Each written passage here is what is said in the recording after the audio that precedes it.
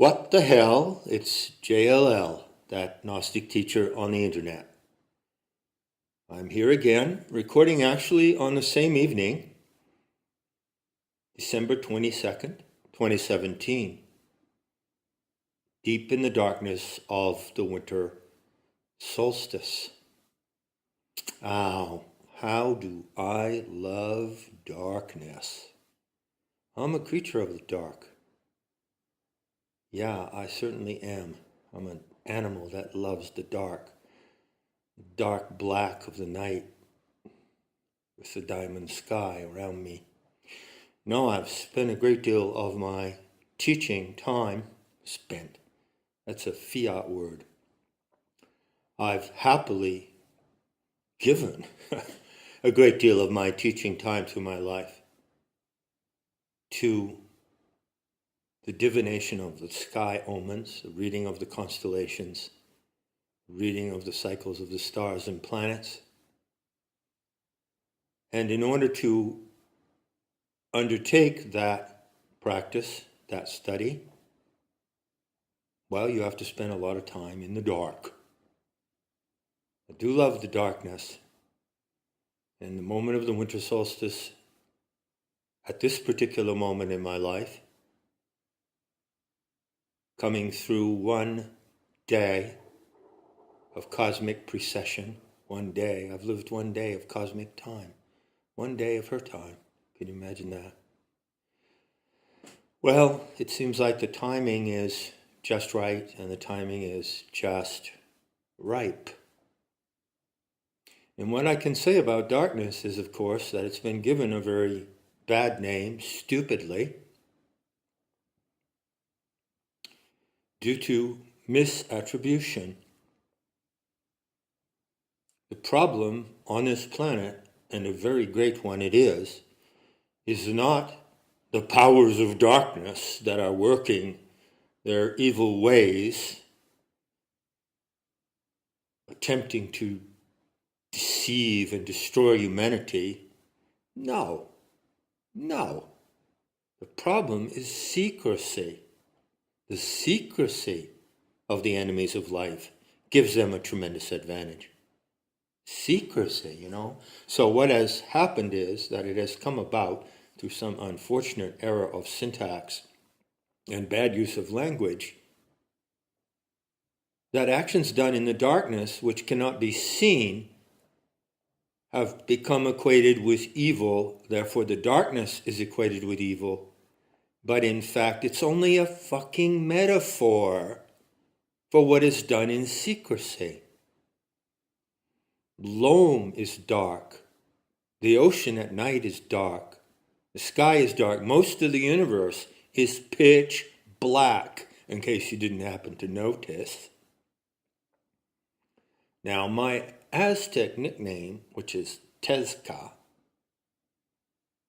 is short for Tezcatlipoca, which means the Lord of the smoking mirror, okay? The shaman of the smoking mirror, Tezcatlipoca. You can call me Tezca for short. I like that. It's an affectionate term in Aztec slang. And there's some Aztec action coming down the road that no one can see it coming. It comes in the darkness, and unless you can see in the darkness, you won't see it coming. But it's not evil action coming from Tezcatlipoca. The smoking mirror was an expression that the Aztecs used, and they shared it with the Maya. In fact, I think they got it from the Maya. In the Maya lowlands of the Yucatan and around that area of Tulum and the coast, it's quite frequent for there to be a layer of low-lying clouds over the jungle. So there you are in the jungle, say somewhere around the outskirts of Chichen Itza, or more deeply into the jungle of Guatemala, at Tikal. That's what it's called, isn't it? Tikal? say you're there, and night comes on, and night moves on, and in the depths of night, there is a layer, thin layer of cloud over the jungle. This typically forms due to atmospheric conditions. And only when this cloud parts in places, or the sorcerer causes it to part by a gaze, the sorcerer produces gaps and apertures in the cloud layer and looks through it toward the blackness of the night sky. And that is called the smoking mirror, because it looks as if smoke is coming off the black mirror of the night sky, which the Aztecs and Maya both compared to obsidian, the black stone obsidian.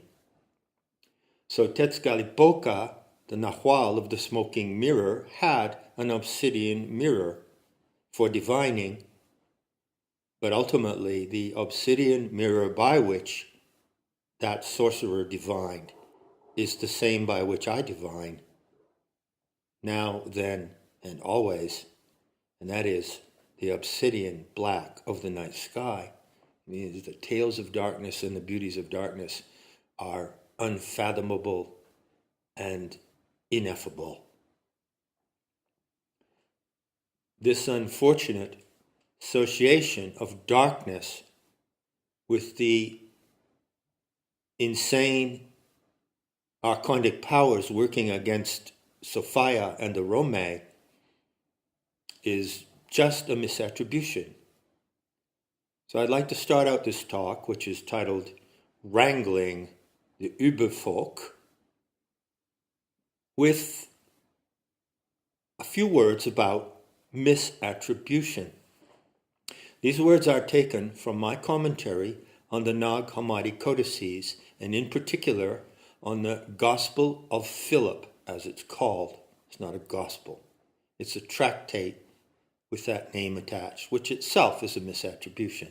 Gospel is a misattribution for a Gnostic text. In any case, this document states, quote, "Names given to things in the world are deceptive, for they divert our thoughts from what is correct to what is incorrect," end quote. And I wrote in commentary, this theme is treated in the perspective of the Gnostic view of the archons, mental parasites whose activity is indicated by the Greek term plane, going astray, and apaton, deception, and by the cosmic terms sorem, error, and krog, deviation. Also, the Greek word antimimon, imitation, and the Coptic hal, simulation, also play a key role in the Gnostic theory of error. Although the Coptic language is weak in explicit concepts for noetic and psychological analysis, and although the Greek Coptic overlay is a dubious palimpsest at best, there is still plenty of clear exposition on error and its relation to the extra-human factor of the archons. So, misattribution is the opening topic here. My reason for choosing it will become flagrantly obvious as the talk proceeds. So allow me to continue reading from the commentary, which I've posted on metahistory.org. It's been there for many years now already. Gnostics taught that the effect of the archons can be detected in distortions of language, semantic glitches. The primary form of distortion is misattribution, the assigning of wrong meanings to words. This tractate explicitly warns that the terms used in Judeo-Christian theology are misleading and do not really say what they seem to say. Mental syntax, the way we frame and develop ideas, becomes distorted when words are misattributed. For instance, misattributed. misattributed. I dated her for a while, a few years ago. She was not so hot. Oh, for instance, if we define resurrection as physical revival of the body after death, we can only think about it in certain terms, in literal terms, and we cannot develop these ideas about it in such a way that they can be proven or disproven, okay? Next paragraph. Initial misattribution of any term sets up a conceptual process that can only go astray, plane in Greek. Base of the word planet, by the way. This does not happen due to the archons, however, but the archons can intercede in the process and exaggerate our mental errors beyond correction. The problem is not that we have a wrong idea about resurrection or anything else for that matter. The problem is that we do not detect and correct the errors in our mental syntax because the initial misattribution or wrong naming keeps our minds running in a rut. A blind, routinary manner of thinking typifies the human mind given over to archontic deviation. And that manner of thinking, by the way, I'm adding a little note here, was beautifully profiled by Carlos Castaneda when he talked about the flyers and the way that they give us their mind so that we do not operate out of the genuine capacities inherent to the mind of the Rome, but we operate out of an archontically deviated mind. To continue, in Tibetan Buddhism, the process by which the mind mistakes itself and deviates from its true enlightened nature is called krupa, going astray, literally, krupa. And that is the exact equivalent to plane in Greek and to krog, K-R-O-G, in Coptic. Gospel of Philip, so-called, observes that, quote, unless we have come to know what is correct, that is the enlightened nature of mind in Buddhist terms, or nous, the divine potential of mind in Gnostic terms, we cannot perceive what is incorrect. We must know how we are deviated in order to claim the full potential of enlightenment. Gospel of Philip says that those who entertain misattributed ideas about God and light and the church without the option of thinking otherwise, that is, without an alternative terminology that generates a different syntax, will never be able to correct their misconceptions. Those who have seen only plastic cannot know how it differs from pearl. Quote, names that are heard in the world, i.e. routinely used, mindlessly, automatically repeated, have a tendency to deceive, end quote. Here the text uses the key term apaton, meaning deception. Quote, if these terms were in the eternal realm, the aeon, they would at no time be used as words in this world, end quote. In other words, if the names we assign to things were seen in the perspective of the heightened awareness, according to the timeless and eternal value of things, we would see that those terms are not appropriate and ought not to be fixed in our minds, as they commonly are. Then we would realize that all definitions end or reach a strict limit when we view things in heightened perception. This is a lesson on semantics and the limits of conceptual language that you can draw from the Gospel of Philip. All right, now to continue, just going to quote or read a couple of other paragraphs. Gospel of Philip continues this theme, but it adds another point. Quote, truth brought names into existence because it is not possible to learn truth without these names. End quote. Now we are told, even though definitions are surpassed in the absolute sense, that is, in the aeonic or eternal knowing, they are necessary in the relative sense. Otherwise, we would not be able to learn what is true here and now. The text reiterates this point. Quote, truth did not come into this world naked, but it came in types and images. The world will not receive truth in any other way. End quote. This again is a subtle insight on semantics, very close to the Buddhist teaching on absolute and conventional truth, or samvriti satya and paramatha satya. One might compare these passages on misattribution with the Vimalakirti Sutra for remarkable parallels on how the act of naming affects our perception of both mundane and ultimate reality. Now comes a loaded passage, which I want to cite directly from the Nag Hammadi text. It goes like this. The archons wanted to deceive humankind, the Rome, since they saw that it has kinship with all that is truly good. So they took the terms for what is good and attached them to what is not good, so that through the naming of things they might deceive humans and bind them to what can harm them. But after all, what a favor they did for humankind. They make it so that humans have to remove themselves from what is not good and identify what is good. These devious things the archons knew how to do, for they wanted to take humans who are free and enslave them forever. End quote. So obviously the Gnostics were onto the fact that language can be used as a tool of enslavement. And that occurs principally, well, in various ways, but you could say the backbone of the deceptive and enslaving use of language is just that, misattribution. So read one more paragraph of commentary, and then I'll take you to an example of misattribution that you're just going to love. In their acute awareness of mental syntax, Gnostics seem to have anticipated the Orwellian notion of doublespeak, obviously, right? The tactic of intentionally misattributing words so that they mean the opposite of what they say.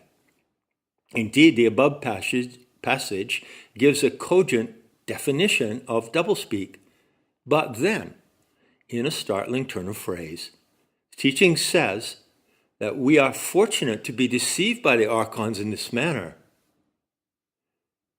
The risk of deception is a test to see if we are able to discern truth and dispel misattributions of truth.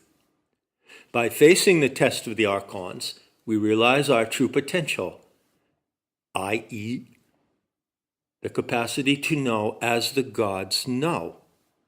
And I added in parentheses, which is not to say that we become gods. Close parentheses. Also, have you note, referring again to the astonishing parallels between Carlos Castaneda's writings and the Gnostic teachings, is that Castaneda said that the archons are a test. Now, they're not a test. Get this really clear. The archons are not a test that was built into the human experiment for the Rome from the get-go, from the outset. No, they are a test that arose in the course of the development of the experiment that was not intended to be part of the experiment. So the existential fact is that the archons represent a clear and present danger to human sanity. The proof of that is that those archonified human beings who, even at a racial and genomic level, have incorporated the alien parasitical virus are obviously insane. Look at their behavior, look at what they say, look at their practices, their most sacred practices. They're obviously insane. The evidence is clear.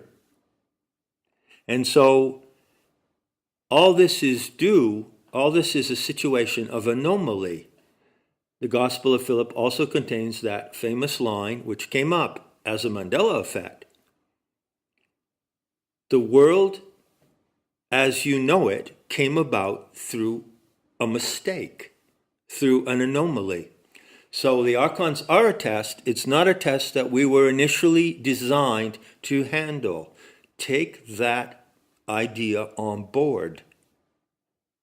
And so, That being the case, some immensely, massively critical compensating and corrective measures must be taken for the Rome to be able to defeat the Archons. Do you see that? Because initially we were not designed to face that kind of test, the kind of test that they present by meddling in human affairs. But we are indeed facing that test. And correction is the moment when the crunch with the Archons reaches its consummation. And the one passage in the Nag Hammadi writings that can be considered as a prediction declares that at that moment, at the consummation of the work of the Archons, think of the AI robot Sophia. That's the consummation of the work of the Archons. It's a hoax, it's a fraud, but it is the consummation of their deceptive art.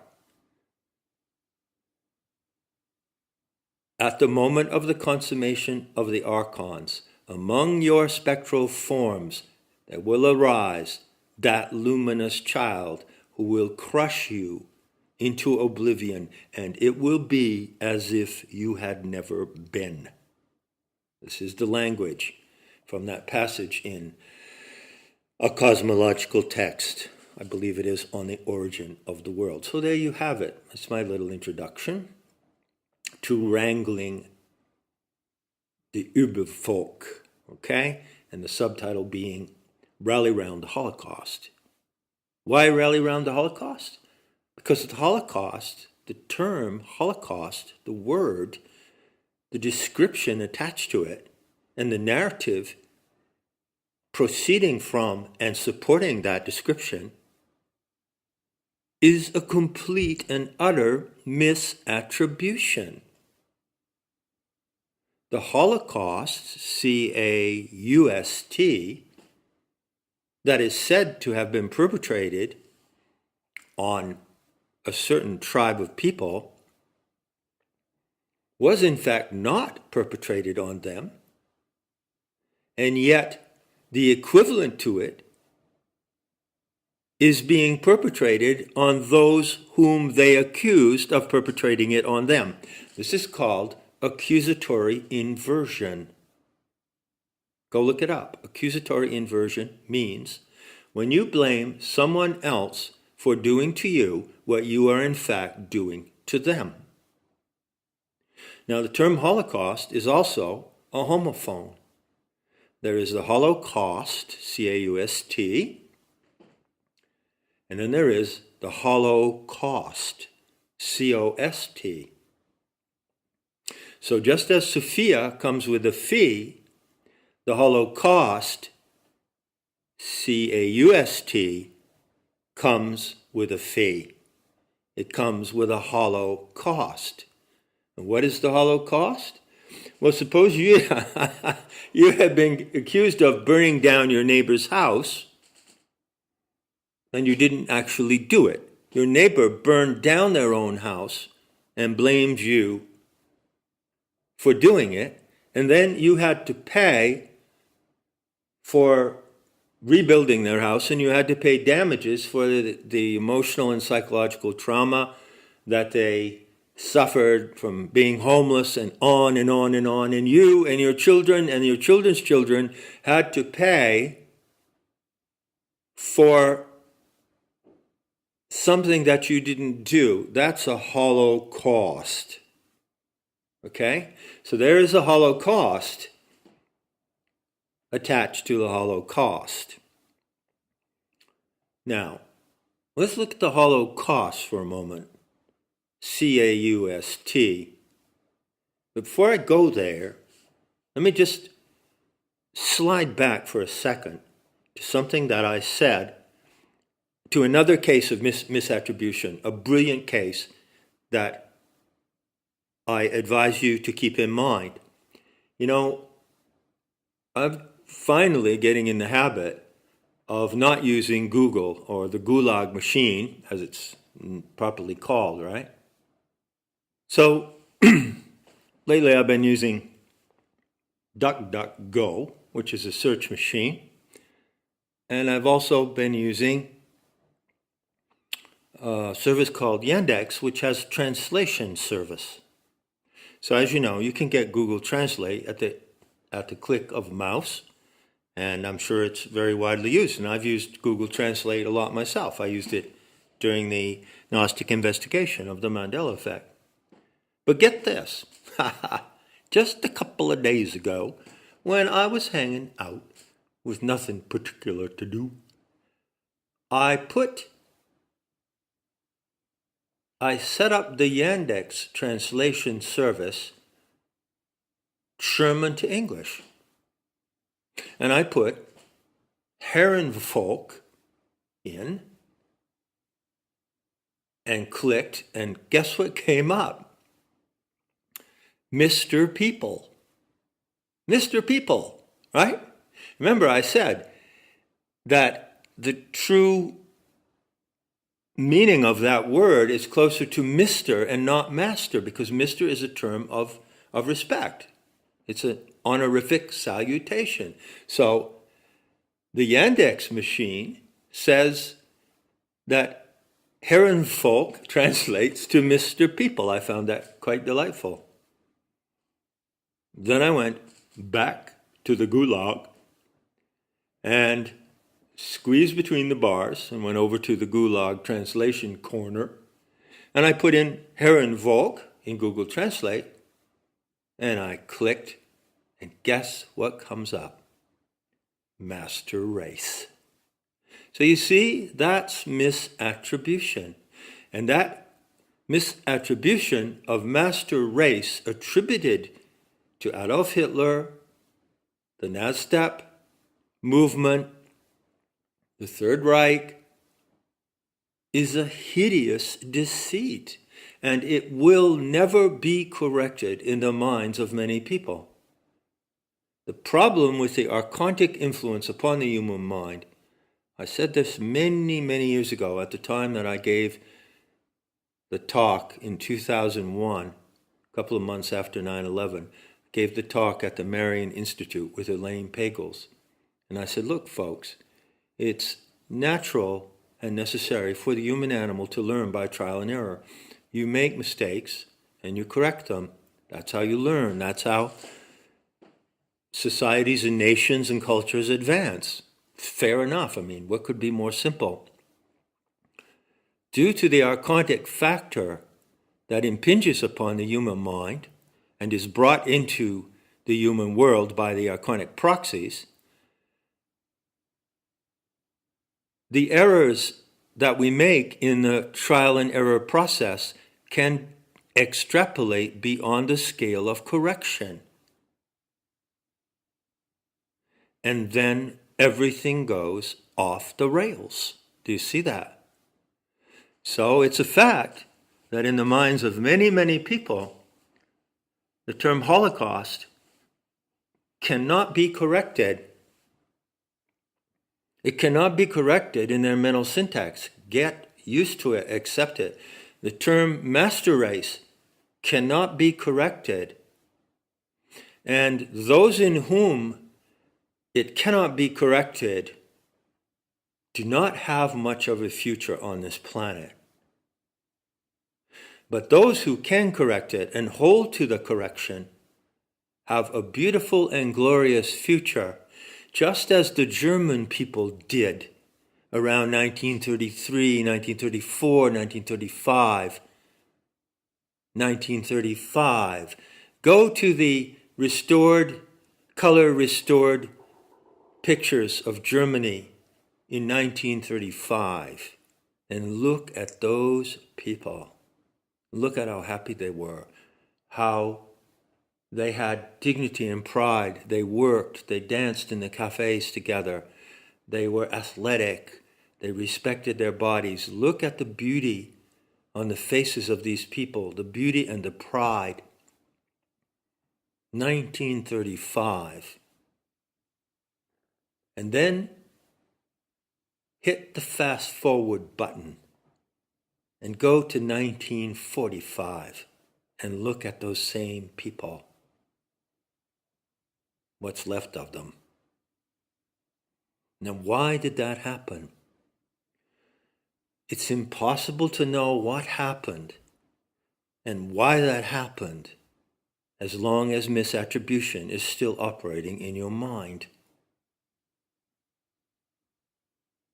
The cause of the German people is the cause of humanity, and don't you ever forget it. The restoration of our humanity across this planet depends on the restoration of the dignity and honor of the German people and getting the story right. Getting the story right. The narrative of World War II can never be right as long as misattributions apply to such words as the Holocaust and the master race. Okay? I think I'm making my point at 30 minutes into this little chat. And I'm sitting down and occasionally even leaning back. So, to continue, but not for too long, it's close to the midnight hour here, and Tezca might just have to go outside and drink up some of the exquisite nectar of that darkness. The winter solstice sky at midnight. But for right now, being here in front of this archonic device, let's talk about wrangling the Ubervolk. Now, rumbling the Ubervolk, I've already explained what that is. It's, planting some semtex on their territory and labeling it with the most sacred word of their self-definition. How do you like that? And then, that's not all there is to it. This battle, which is now coming to its consummation, has to be fought on several fronts. So in addition to rumbling the Ubervolk, we have to wrangle them as well. And I like this word wrangling. It's a cowboy term from the USSA, formerly the USA. What wrangling means in this context and in its most common usage is to argue something out. To wrangle is to argue something out in a rather testy and difficult way that often takes quite a long time. So to wrangle means to engage in a testy, difficult, complicated, and drawn out argument about something. So what is the wrangling of the Ubervolk? Well, it's the process of historical review and historical revision. It's the battle for the narrative. That's the wrangling, as compared to the rumbling, which is fought on another front, and then yet again on another front. Well, that's to be seen as the fog of war dissipates. So, wrangling, I propose to you, is arguing about the narrative. And the narrative to argue about is the narrative of World War I, World War II, and the role of the German people in the destiny of the human species. That's the issue to be argued and wrangled with the Ubervolk, okay? So there's been a lot of progress toward that made over the last 10 or 15 years, an enormous amount, through the efforts of Mark Weber and other people, through the efforts of David Irving and other people who have engaged in historical review and historical revision, who have questioned the Holocaust narrative, the official narrative, and who have contributed magnificent efforts to the correction of history. You know, in the correction of the Aeon Sophia along Gnostic lines, you have an extremely esoteric concept coming from an esoteric movement of the ancient past. And I don't know who can get it, you know, at the esoteric level. I think I make it pretty plain. You know, I make the esoteric pretty plain, don't I? You know, plain, simple, fast and simple, sweet and easy. At least that's my intention. But regardless of whether you get correction with a capital C, at that level of comprehension, you can get this. Humanity has reached a moment when some of its members can accomplish something that has never ever before been done, which is the rewriting and correction of the historical record of certain races of the species. If you go back and you look at Chinese history, written by the Chinese and the non-Chinese, go back and look at the history of the Indian subcontinent, written by them, by the Indians themselves or by others. Go and read, you know, the history of any race or nation or culture on the planet. I defy you to present me with an example in which anyone came along and actually corrected that history in such a way that the people who were involved and implicated in it would realize a tremendous reality change in their current life.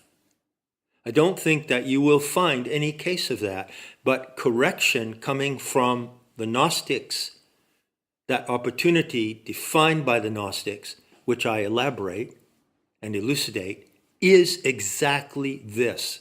If you could explain that just to one person, that would be so exciting. It's like saying that you're in a movie and you have the opportunity as a character in the movie to write the script or plot of the movie. And you can even go back and correct and change some previous part of the script so that it accords with your desire and with your recognition of the truth. Just, if you could get that notion, even without mentioning Gnosticism or Sophia's correction, which is the biggest event on the planet, the biggest and best, even if you could do it without any reference to that, it would be a tremendous act of communication. So, obviously, as I said, during the GNE, the battle for the narrative turns on the Holocaust story, which is a central story to the narrative of the 20th and 21st century, okay? Holocaust, the word spelled C-A-U-S-T, means to burn alive or to burn whole. Holo means whole, and whole equates with being alive. And caust is like caustic. It means fire or inflammation. So a holocaust is the act of burning something alive, specifically a human being or great numbers of human beings. That's the Holocaust at the center of the official narrative of World War II, which presents the Germans as the absolute epitome of evil, accused of having perpetrated a Holocaust upon a certain tribe, Posagis, and maybe some Xenosh, who knows. The entire scenario of the Holocaust is nothing but a huge fabric of lies. Even the term is a misattribution. For instance, the claim against the Germans is that they gassed and burned a certain number of passages. Okay? Well, if they gassed them first and then burned them, well, it's not a Holocaust because they weren't burned alive. You see that? Now, have you ever asked yourself why gassed and burned? Why gassed and burned? Have you ever asked yourself why that's the way it's told? Well, I could talk about this from several angles, but just let me, since I want to be brief and close off this talk shortly, let me just take this pitch, okay? I'll take this angle. If I were to gas someone, for instance, in their car, lock them in their car and gas them, and then I hauled the body out and burned it, what would I be doing? I would be destroying the evidence, habeas corpus. In order for there to be a murder, there has to be a corpse. So, if they're gassed and burned, then there's no evidence of the murder. There's no evidence that they were even gassed. And by the way, there is no evidence, there is no forensic evidence that one single individual of that tribe was ever killed by gassing in any of the work camps in Germany or even in the Eastern Bloc countries, in Poland. There is not one shred of evidence. There is not one autopsy of someone who died from gassing with Zyklon B, cyanide gas. None. But it all works beautifully together because one part of the misattribution supports the lack of evidence for the other part of the misattribution. Do you see that? Anyway, I don't want to overwork the point. There was no Holocaust of those innocent and blameless Jews. In fact, the Red Cross, the Red Cross census show that there were more of them alive at the end of World War II than there were at the beginning, and yet there were so many survivors of the Holocaust, as you know, and there's more of them showing up every day now. 72 years later, one cosmic day after that horrible event, there's still survivors showing up. And what are they asking for? Well, they're asking for a price for their survival. There's a price for those who didn't survive, a price for those who did survive, and that's the big Holocaust. Not only paid by Germany, but paid by the entire world. Everyone who bought a ticket to see Schindler's List contributed to the Holocaust Fund. You see what I'm getting at? Okay, now comes the really great part. The really great tragedy of the romance of history. There was a Holocaust, C-A-U-S-T. There was an event when tens of thousands of people, and they were not soldiers, they were not officers in the Air Force or the Army or the Waffen-SS. They were ordinary people, men and women and children, burned alive by the tens of thousands. That did happen. There was a real Holocaust. And rally round the real Holocaust. Because that is a point in the history of the human species where truth can be finally reclaimed and resurrected. Now, this whole talk comes from an omission I made in the previous talk, rumbling the Ubervolk. When I said, I got to make a note to myself to mention the evidence. Remember that? What I meant was, I have to tell you about what happened to the evidence. Got to think a lot about the evidence. Remember, burned and gassed and burned is really convenient because it means there's no evidence of the bodies that were gassed. You see? So, the case of JRM has been the subject of an intense investigation through centuries. And in the course of those centuries, let's just make it quick. Let's just say coming forward from the time of Isabella of Spain, who was born in 1451, coming forward from her period when there was a momentously significant case of JRM, as I described, that prompted her to implement the papal authority given to her to expel the Jews, okay? This is history.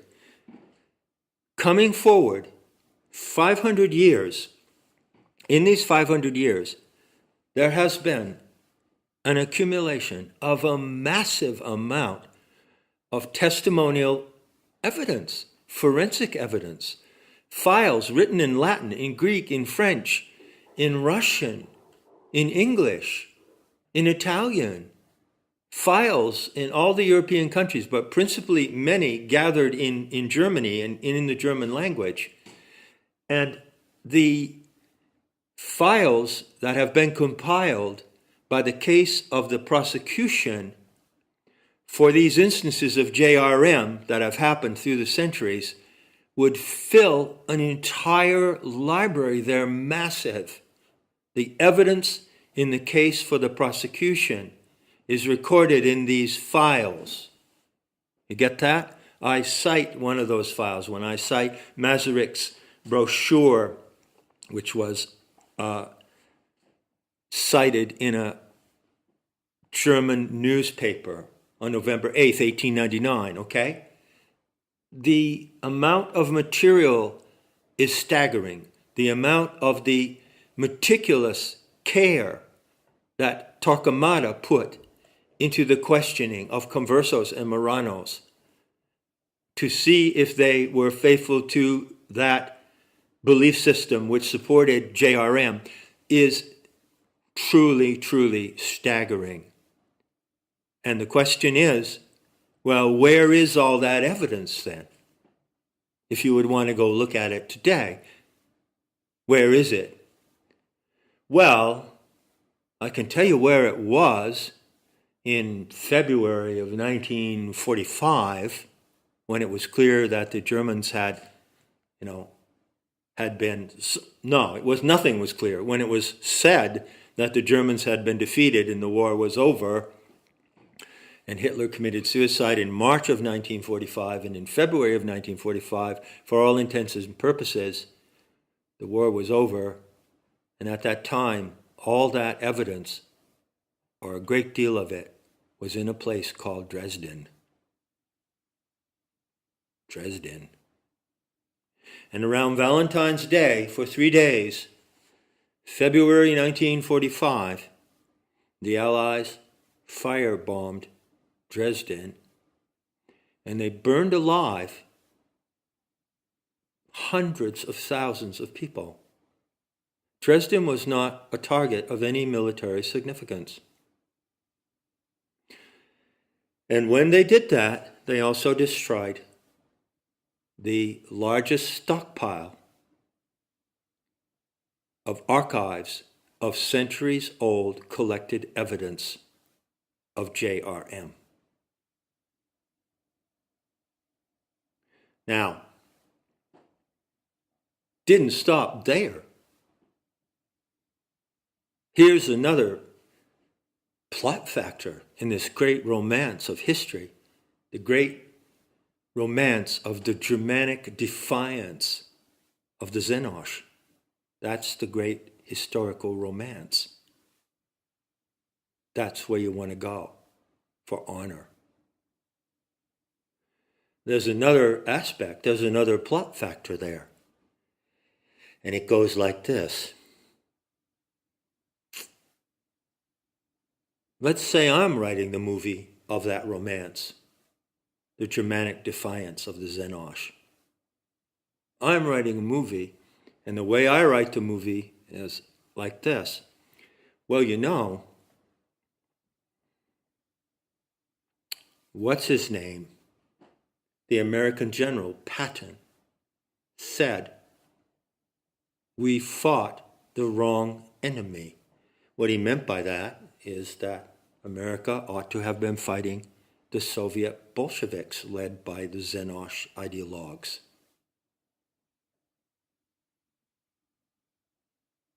And not the Germans. So I use that quotation from Patton to support my rewrite of the script, and I say, that being so,